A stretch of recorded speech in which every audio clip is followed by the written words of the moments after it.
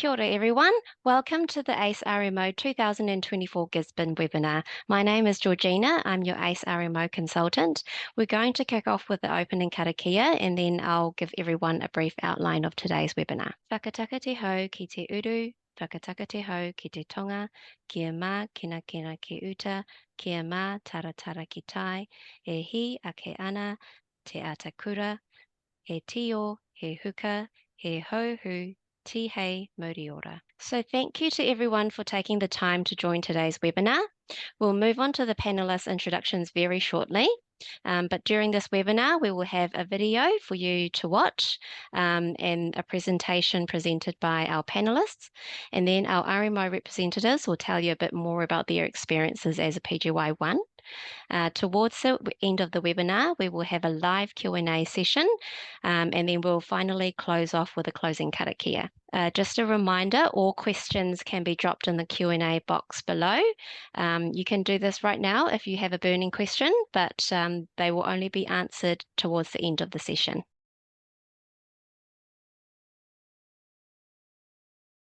Hi there, my name is Jackie Robinson. I am an RMO coordinator here at Gisborne Hospital. I'm one of two, and on my right is Mr. Steve Hudson. Hi, I'm one of our general surgeons at the hospital. Hey, I'm Olivia. I'm a second-year house officer. Kia ora, my name is Jamie. I'm one of the first-year house officers. Cool, thank you. Welcome, everybody. All right, we'll move on to the exciting videos.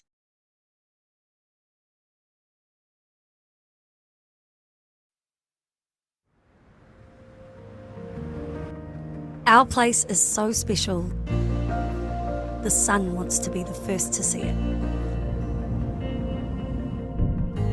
People travel here from all over the world and from just down the road to feel a connection. Thousands return year after year. The cellar doors are open. Everything sounds better. The heavens are closer. The air is sweeter. We're pretty famous for these. And these. Everyone proudly rocks one of these. And one of these. But telling you isn't enough. Come see why. Tairāwhiti Gisborne. I'm just going to share another video because we've got another one prepared for you all. The weather's absolutely beautiful and the beaches are stunning. The surf is amazing all year round, and it's very small, so like very close, not too much traffic, fast to get everywhere. Yeah.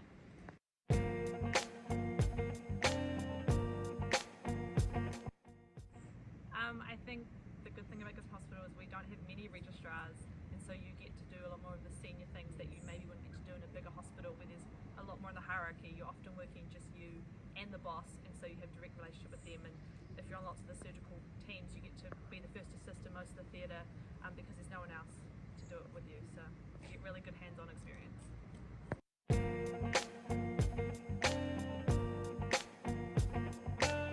Oh, Gisborne is well renowned for being the place to see the sun first place to see the sun.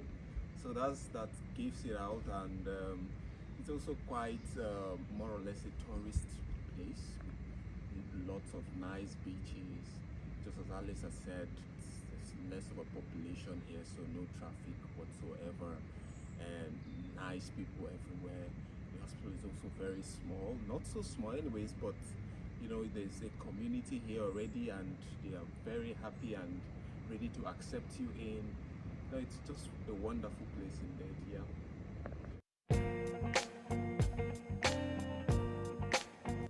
Gisborne's a great place for outdoor activities if you like fishing, diving, surfing, all of those. There's plenty of spots around Gisborne where untouched and plenty of sea life to explore.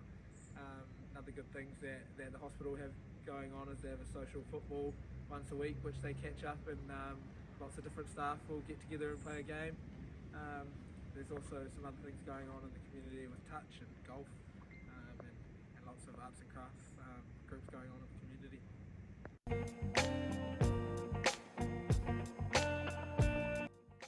Join us at Gisborne Hospital. That was lovely. I'm sure our participants are really excited to get to know more.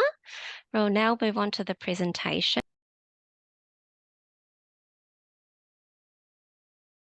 Okay, so Tairāwhiti, the coast upon which the sun shines on the water.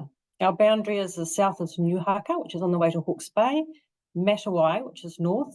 You go through the Waiweka Gorge on the way to Aporiki, and Hicks Bay, which is up around the east coast. We have an urban population of around 34,500. That's at 2018.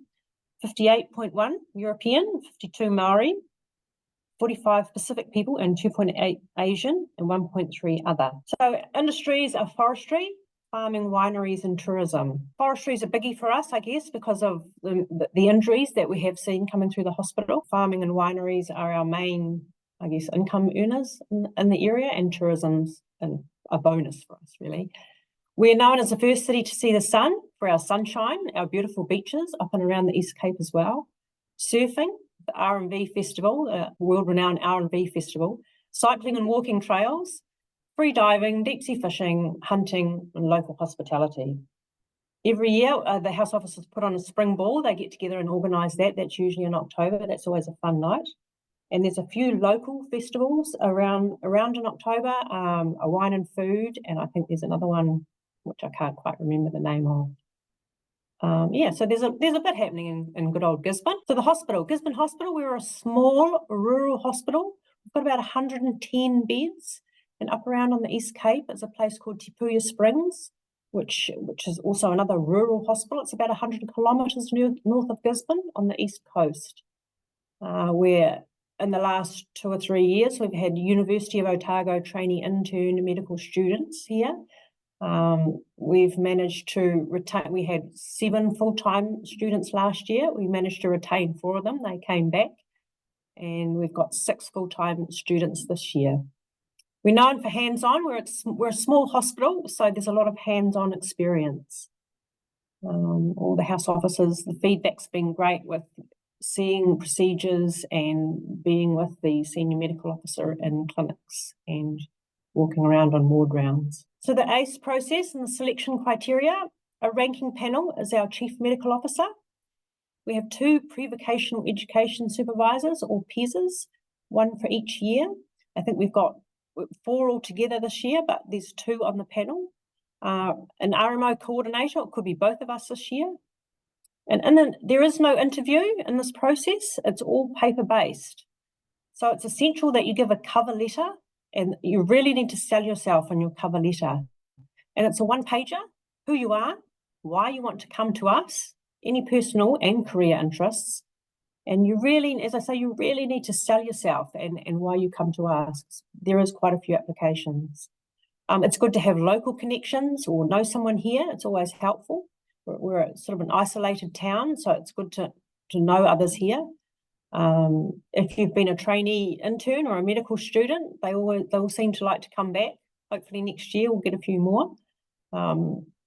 Good to have te reo, not essential, but good to have it. And references, 2 hospital-based.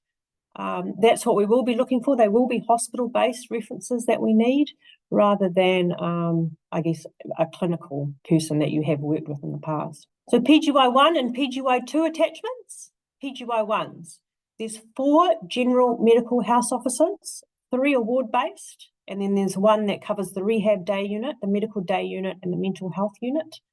Halfway through the quarter, this, what they call Team D, it's Team A, B, C, and D.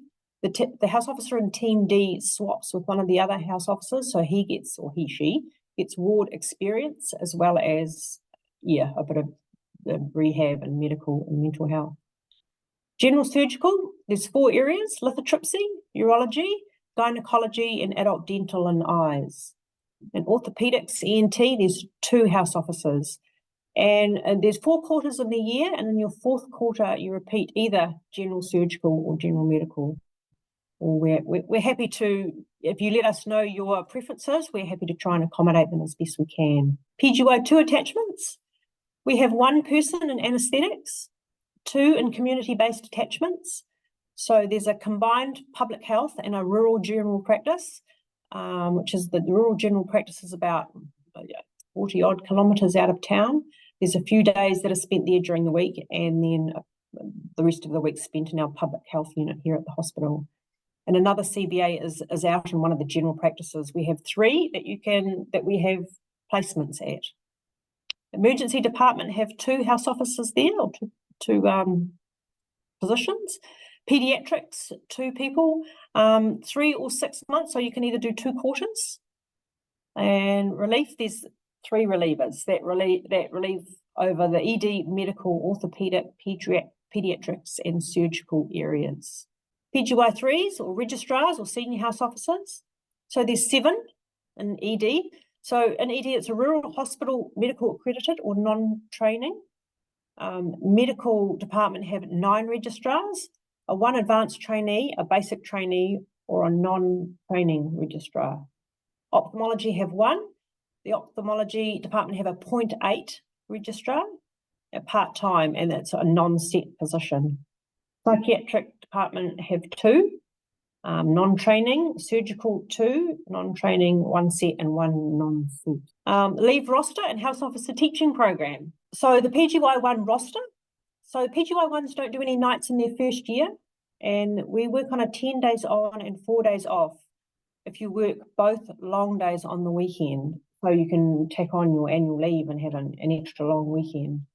There's 11 evening shifts per quarter that you would do as a PGY1. Annual leave requests are accommodated as best we can when we write the roster.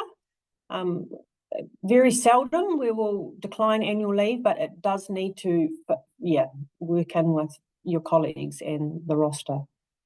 Weekends on and off, you can attach your annual leave to roster days off, as I say, and makes it an extra long weekend. And we try to be flexible when we can with short notice or advanced leave requests. Just in fairness to all your colleagues and in fairness to you as well, because, PGY1s do need a break as well. Medical education leave and house officer teaching.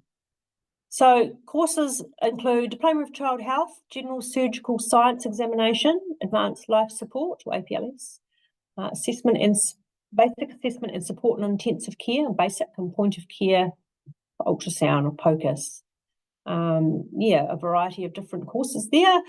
We have a pre-vocational director of training and education and a chief medical officer. These 2 people approve the medical education leave. We tell our house officers to discuss it with our PDOT, our pre-vocational director of education and training, and he will talk to the person and talk about their career, what they're interested in and where they want to go. And then the chief medical officer is usually happy to sign it off, and then we look at the roster, and we don't decline medical education leave, but it's purely career interest driven. We have a pre-vocational educational training committee that has a PGY1 and a PGY2 representative. So we encourage feedback from them at these committee meetings. We just discuss about how we can improve teaching in different aspects. We have a weekly PGY1 formal training program on a Tuesday at 12:30. A lot of our SMOs are keen to hold teaching sessions and share their knowledge, which is good. These are usually well attended and always an interesting topic. PGY2 house officer training, they can access registrar department training as well. We're a small DHB. We're a small hospital. We encourage everyone to attend as much training as they can.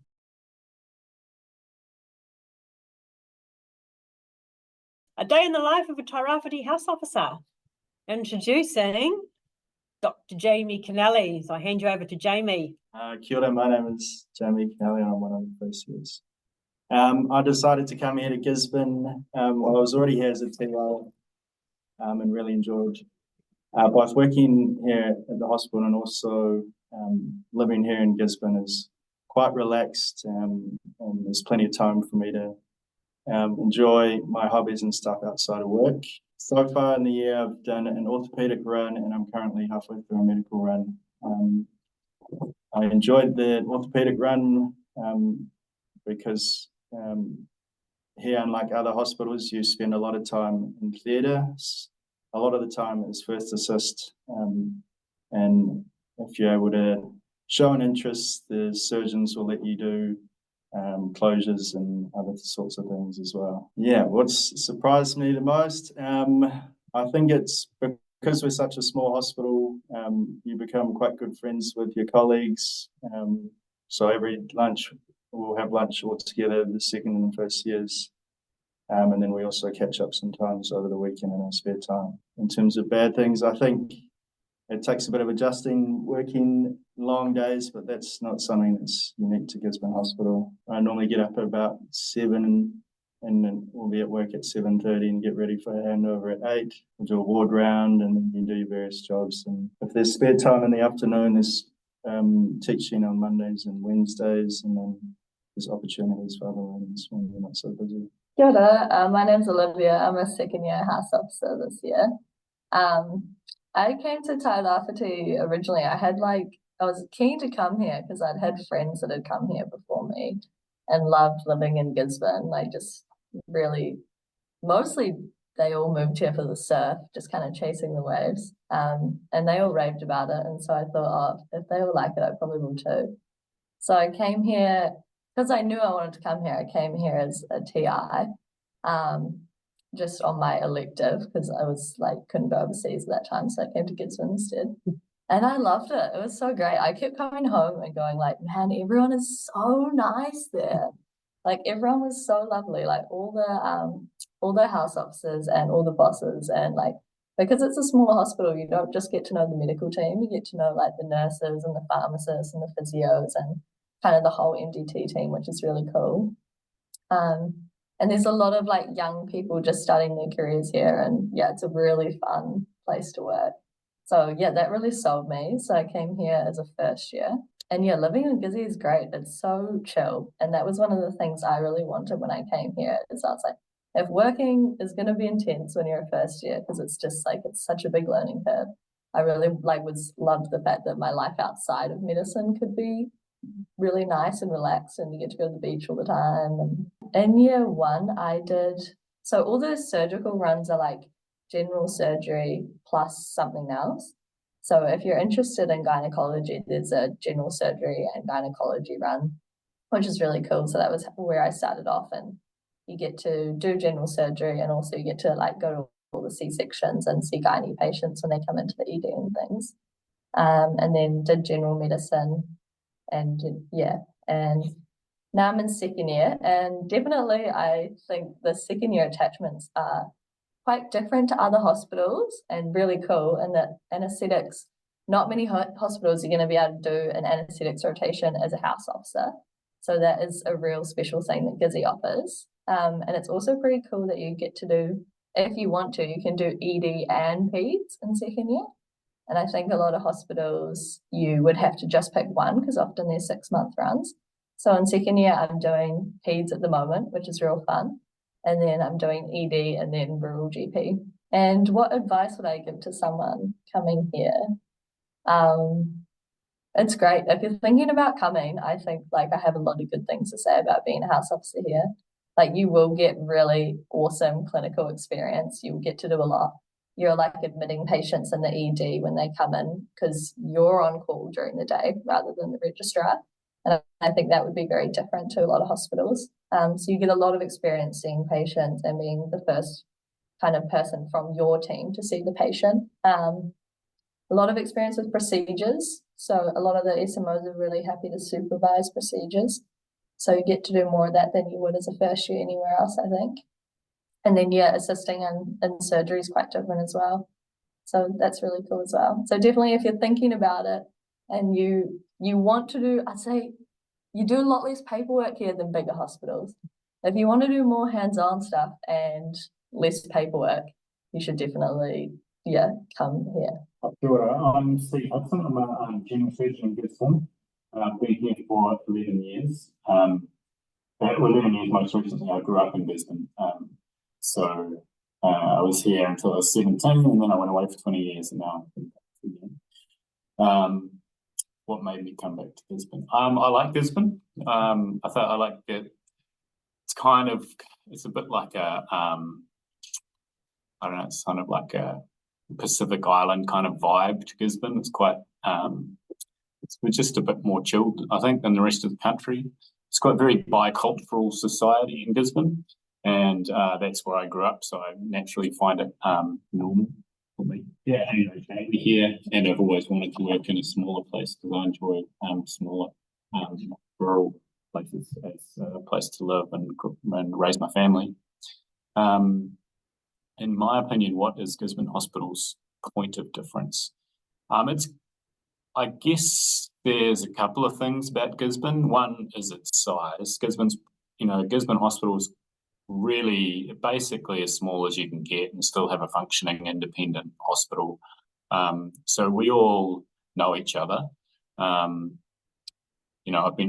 are like 18 theatre nurses, and I've been working with them for 11 years. So like I know all the theatre nurses really well, and so it's more of a, like in a big hospital, you don't really know your theatre nurses, maybe one or two, but they've probably got a staff of a couple of hundred and you're just constantly moving around. So I like the fact that, everybody knows everybody. I think it's quite a supportive environment. I think it's nice to be in a small community. I am the pre-vocational director of education and training, and I also take teaching sessions. And I'm passionate about educating up and coming doctors because I was educated by my seniors, and it's, I think, what goes around comes around. So I think it's all about, as a student, you get taught by house officers, and then as a house officer you get taught by registrars and consultants, and then as a consultant, it's your turn. Like you need to give back and help the next generation learn like you learned. So and it's good. I work with we have two registrars, but that means that basically half the evenings that I'm on call, I'll be on call with the registrar, and half the evenings that I'm on call, I'll be on call with the house officer. And during the day, the registrars are busy, so the house officers are admitting the patients. So I work quite closely with the house officers. I'll get called by the ED to say there's someone here with a surgical condition, and then I'll say, okay, we'll make it, admit them, and then the house officer goes along and sees them, and they give me a call, and we talk about the plan, and if I need to come in or if we need to do anything, perhaps I need to assess the patient, or perhaps the patient's fine just to be admitted and put on antibiotics or something. So we work out a plan with the house officer, and so it's quite a close. I think in a lot of places the consultants don't actually know who the house officers are, whereas it's definitely not the case here. So welcome to the first city to see the light. So as you've heard, generous hands-on experience. Ask anybody who's worked here, any house officer who's worked here. Culture's not just a tick box, you live it and get to make a difference. We're small and supportive. As you've heard again, everyone knows each other, so it's hard to get away with anything. It's a great place to work, not just clinically. Travel times, what travel times? I think it's about 10 minutes, maybe 15 minutes at the absolute most to get here. Free parking. One of the few hospitals to have this. Great weather. We've had excellent weather this year. We're pretty lucky compared to last year. Good wines. We're the unofficial Chardonnay capital of New Zealand. We're the home of harvest cider, and we've got some great craft beers. Surf and stunning beaches kind of speak for themselves. We have a great work-life balance. You can immerse yourself in the great outdoors. You can live in the sunshine and swim in the sea and drink in the wild air, as Ralph Waldo Emerson said.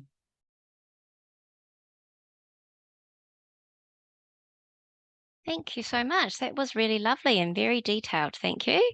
We'll now move on to a couple of questions. So what are the key things that you look for in an applicant when you're doing the ranking? I think we look for a good fit, a team player, probably the main things really. Connections. If you've got connections here, Gisborne's quite isolated, it's no secret. If you know people here, a good cover letter. We'll look for that. You really got to sell yourself to us. That's great. Do you allow late starters? I'm not entirely sure about that. What's a late starter? Yeah, what is a late starter? So I think that would be like a 1:45 start. I guess we'd really be looking to fill our positions in Q1, but certainly if we had an opening, we may have later this year, then we'd be looking to fill that position with a late starter. But I guess it would be if we needed someone to fill in, if we had someone drop out in Q1, I guess would be the time that we're looking for someone like that. Thank you. Yeah.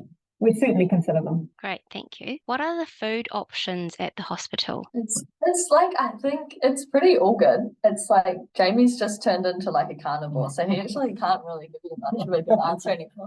There's like normally like a couple of hot options for lunch, and then there's heaps of sandwiches, and there's lots of like baking, sushi, ice cream, toasties, pies. There's always a vegetarian option. Yeah, there is. After a vegetarian option, there's always a hot vegetarian option. Yeah, there's a lot of vegetarians and vegans amongst the house officers.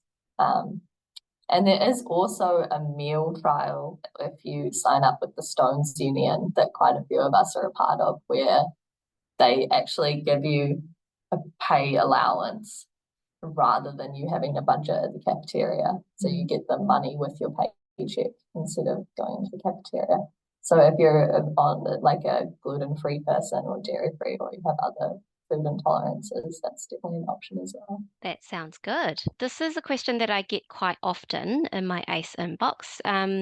So are there any disadvantages when two references are from the same placement run? I know you said in the presentation slide that it must be from a hospital setting, but then if it's two references from the same placement, would that be any disadvantage? We'd certainly consider them. We'd certainly look at them. Cool, thank you. So I guess that's not a biggie.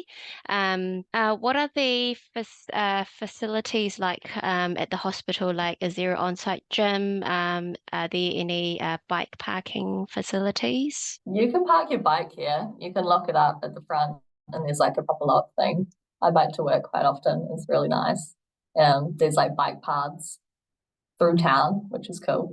And then it's kind of just the last bit along Ormond Road. There is not a gym here that I know of. There are gyms in town. I think there's 2 or 3 in town. And then we've got a big RMO room upstairs. It's got a fridge and computers and stuff where we often hang out when there's not much going on. So there's that as well. Perfect, thank you. Okay, so that brings us to the end of our questions.